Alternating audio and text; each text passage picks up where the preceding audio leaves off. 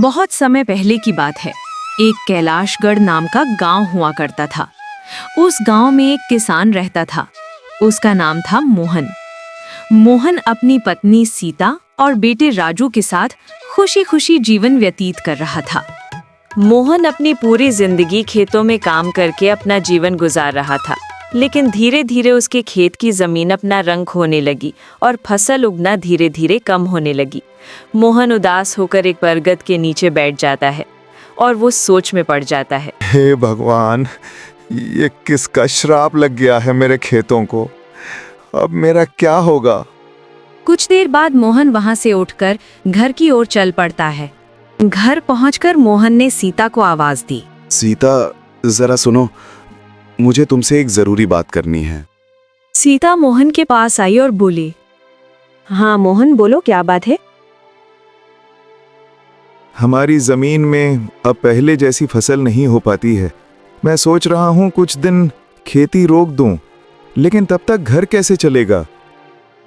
फिर सीता मोहन से कहती है, क्यों ना आप गांव के जमींदार काका से बात करो, वो अच्छे इंसान हैं, शायद वो आपकी कुछ मदद कर दे।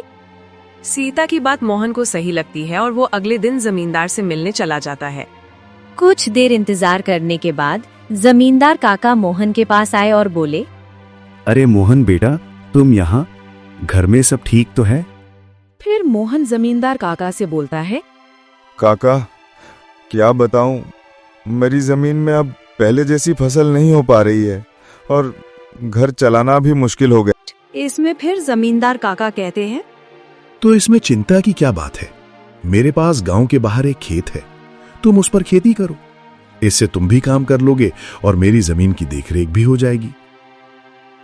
फिर मोहन बोला, धन्यवाद काका, आपका ये एहसान मैं जिंदगी भर नहीं भूलूंगा।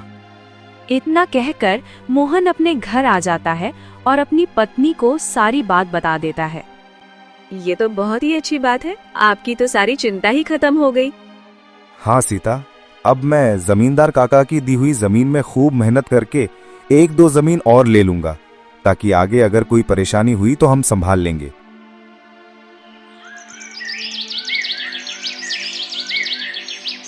अगली सुबह जब मोहन जमींदार काका के खेत में काम करने जा रहा होता है, तब सोचता है, काका की जमीन तो गांव के बाहर जंगल में है, तो शायद काम करके शाम को घर आते आते देर हो जाए।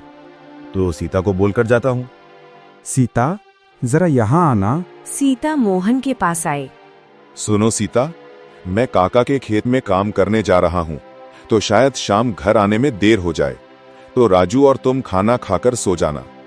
ठीक है जी, और हाँ, ये लीजिए टिफिन, इसमें मैंने आपके पसंदीदा परवल की सब्जी और रोटी बनाई है, काम करके खा लीजिएगा। ठीक है सीता, अब मैं चलता हूँ। मोहन अब खेत की ओर जाने लगता है। खेत पहुंचकर मोहन खेत में कुदाल लेकर काम करने लगता है। मोहन आधा काम करा ही होता है कि तभी एक जंगली सांप आकर उसके पैर में काट लेता है। सांप के काटते ही मोहन जमीन में बेहोश होकर गिर जाता है। खेत गांव के बाहर होने के कारण उसके घर वालों को उसके बेहोश होने की खबर नहीं होती है। सुबह से अब शाम हो जाती है। सीता मोहन का इंतजार कर रही होती है। सीता को इतने चिंतित देख राजू अपनी माँ से पूछता है, क्या हुआ माँ, पिताजी अभी तक घर क्यों नहीं आए हैं? बेटा, तुम्हारे पिताजी आज जमींदार काका के खेत में काम करने गए हैं, जो गांव के बाहर जंगल में है, और उन्होंने मुझे बोला भी था कि घर वापस लौटने में देर हो सकती है। माँ, आप क्यों परेशान हो रही हैं? पिताजी ने जब बोला था कि उन्हें आने में देर हो सकती है, तो जरूर उन्होंने सोच समझकर ही कहा होगा। एक काम कीजिए, अब जाकर सो जाइए। राजू की बात सुनकर सीमा अपने कमरे में सोने के लिए चली जाती है। अगली सुबह भी जब सीता देखती है कि मोहन अब तक घर नहीं आया है, तो परेशान होकर सीधे जमींदार काका से मिलने उसके घर की ओर चली जाती है। सीता जमींदार काका के घर पहुंचकर उनसे मोहन के बारे में पूछने लगती है। नमस्ते जमींदार काका। नमस्ते बेटी, बोलो कैसे आना हुआ?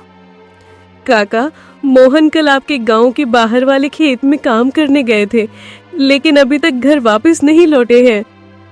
क्या कहा बेटी? मोहन कल काम करके घर वापस नहीं लौटा है?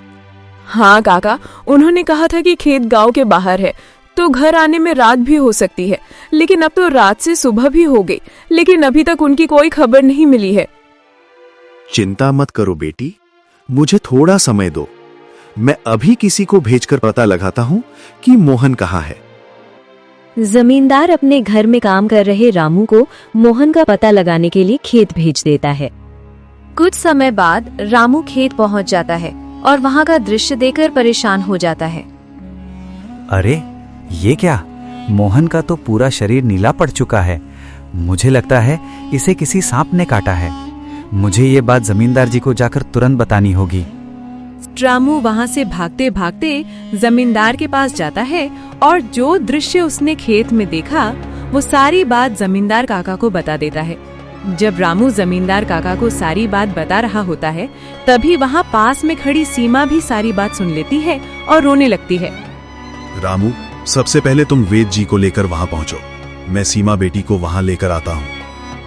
रामू को वैद्य जी के पास भेजने के बाद काका सीता को समझाने लगते हैं। सीता बेटी, पहले तुम रोना बंद करो और मेरे साथ चलो, क्योंकि तुम्हारे रोने से मोहन ठीक नहीं होने वाला। फिर जमींदार काका सीता को लेकर मोहन को देखने उसके खेत की तरफ निकल जाता है और रामू वैद्य जी को लेने दूसरी तरफ निकल जाता है। जमींदार काका सीता को लेकर खेत में पहुंचे तो उन्होंने देखा कि मोहन बेहोश की हालत में खेत में गिरा हुआ था और उसका पूरा शरीर नीला पड़ चुका था। फिर सीता मोहन के पास बैठकर रोने लगती है। तभी वहाँ वैद्य जी आ जाते हैं। वैद्य जी के आते ही सीता वहाँ से हट जाती है। फिर वैद्य जी मोहन का जायजा लेने लगते हैं। क्या हुआ वैद्य जी, अब कैसी है मोहन की हालत? देखिए जमींदार जी, मैं आपसे झूठ बोलकर आपको अंधेरे में नहीं रखना चाहता हूँ, पर अजय की हालत बहुत खराब है। वैसे तो मैं मोहन को जहर काटने की औषधि दे दी है, परंतु जहर मोहन के शरीर में कुछ ज्यादा समय तक रह गया है, जिस कारण प्रगाढ़ बेहोशी की हालत में चला गया है। प्रगाढ़ बेहोशी, ये क्या होता है वैद्य जी? प्रगाढ़ बेहोशी में व्यक्ति जीवित तो होता है, परंतु उसके बदन के हिस्से में हलचल नहीं होती है और ये कब होश में आएगा ये भी नहीं कह सकते हैं। वैद्य जी, तो अब हम क्या करें? देखिए जमींदार जी, अभी के लिए मैं कुछ दवाइयाँ दे रहा हूँ, उसे समय समय पर पानी में मिलाकर देना। बाकी तो ऊपर वाले के भरोसे हैं। वैद्य जी मोहन की हालत का जायजा लेकर और दवा देकर वहां से चले गए। फिर कुछ गांव वाले मोहन को लाकर उसको उसके घर के बिस्तर में लिटा देते हैं। देखो सीता बेटी, तुम बिल्कुल चिंता मत करना। तुम मोहन की अच्छे से देखभाल करो, देखना वो बहुत जल्द ठीक हो जाएगा। और तुम्हें अगर किसी भी चीज की कोई भी जरूरत हो तो मुझे जरूर बता देना। और हर महीने मैं तुम्हारे और राजू के लिए कुछ पैसे भेजता रहूंगा, पर तुम हिम्मत मत हारना। आपका बहुत बहुत धन्यवाद काका, आप हम लोगों की बहुत मदद कर रहे हो।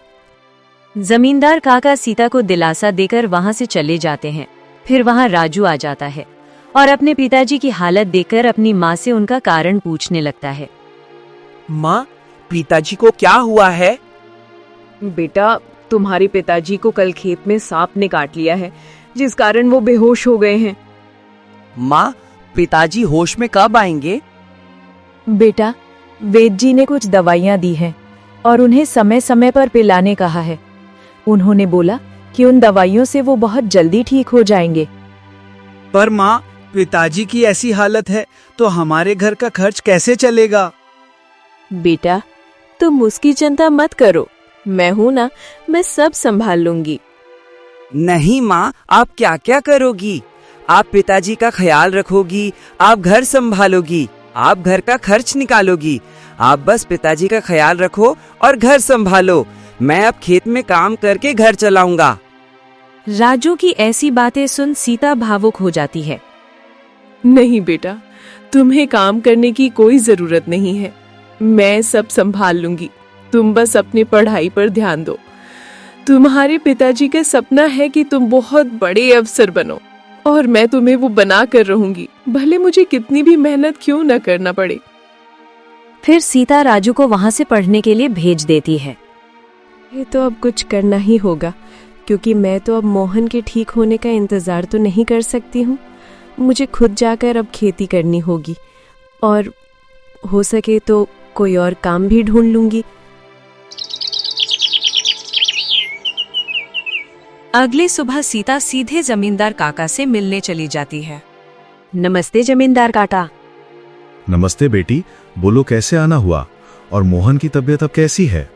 काका, मोहन की तबीयत तो फिलहाल वैसी ही है और आपसे मुझे एक मदद चाहिए थी, इसलिए मैं यहाँ आई हूँ।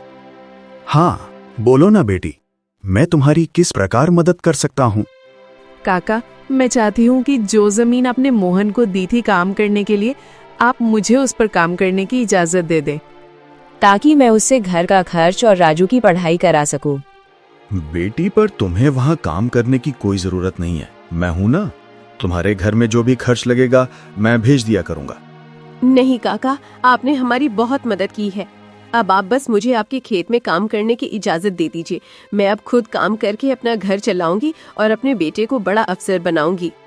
जमींदार सीता को बहुत समझाने की बहुत कोशिश करता है, लेकिन सीता जमींदार की बात मानने को तैयार ही नहीं थी। आखिर में जमींदार सीता की बात सुनने के बाद जमींदार सोचने लग जाता है। मुझे लगता है सीता मेरी बात नहीं मानेगी, पर वो काम करने इतनी दूर जाएगी तो वो मोहन का ध्यान भी रख पाएगी। एक काम करता हूँ, मैं सीता को अपनी गांव के अंदर वाली जमीन में काम करने के लिए कह देता हूँ, ताकि वो खेतों में काम भी कर सके और अपने घर का ध्यान भी रख सके। फिर जमींदार काका सीता को गांव के अंदर वाली जमीन काम करने के लिए दे देते हैं। धन्यवाद काका, आपका ये एहसान मैं कभी नहीं भूलूंगी। बेटी, पर तुम्हें इतना काम करने की क्या जरूरत है? काका, मुझे काम करना ही होगा। मोहन का सपना था कि राजू पढ़ लिख के एक बड़ा अफसर बने। अगर मैं मेहनत नहीं करूंगी तो मोहन का सपना अधूरा रह जाएगा। राजू की पढ़ाई और घर का खर्च उठाने के लिए मुझे हर हाल में ये जिम्मेदारी उठानी ही पड़ेगी। जमींदार जी सीता की बातों से भावुक हो जाते हैं। ठीक है बेटी, तुम्हारी मेहनत पर मुझे पूरा भरोसा है कि तुम जरूर सफल होगी। मैं तुम्हारी हर संभव मदद करूंगा। तुम कड़ी मेहनत करो, भगवान भी तुम्हारे साथ है। सीता ने जमींदार के गांव के अंदर वाले खेत में काम करना शुरू कर दिया। वो सुबह खेत में काम करती और दोपहर के बाद गांव के घरों में सफाई और खाना बनाने जैसे छोटे मोटे काम करने जाती। धीरे धीरे सीता की मेहनत रंग लाने लगी।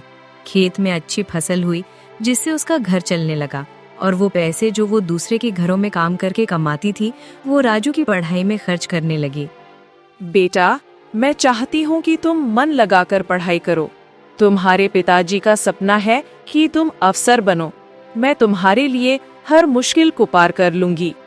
माँ, मैं कड़ी मेहनत करूंगा और एक दिन पिताजी का सपना पूरा करके दिखाऊंगा।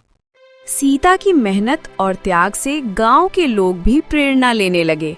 उन्होंने देखा कि एक माँ कैसे अपने परिवार के लिए हर कठिनाई का सामना कर रही है। इसी बीच अजय की हालत भी धीरे धीरे सुधरने लगी। वैद्य जी के दमाओं और सीता की देखभाल ने जहर का असर कम कर दिया। एक दिन अचानक मोहन को होश आ गया। मोहन को होश में आते देख सीता बहुत खुश हो गई। मोहन, तुम्हें होश आ गया। भगवान ने मेरी मेहनत और दुआएं सुन ली। सीता, मैंने तुम्हें और राजू को बहुत परेशान किया।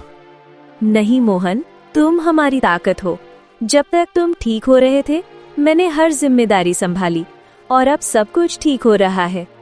मोहन अब पूरी तरह ठीक हो गया था और उसने प्रण लिया कि अब वो अपने परिवार के साथ कंधे से कंधा मिलाकर परिवार को चलाएगा। राजू की पढ़ाई भी सफलतापूर्वक चलती रही और कुछ सालों बाद वो एक बड़ा अफसर बन गया। माँ, पिताजी, आज मैं जो कुछ भी हूँ वो बस आपकी वजह से हूँ। नहीं बेटा, ये सब तुम्हारी माँ के बलिदान को त्याग के वजह से हुआ है। सीता का त्याग और मोहन का साथ दोनों ने एक नई मिसाल कायम की। गांव वाले अब भी उनकी कहानी को प्रेरणा के रूप में सुनते हैं।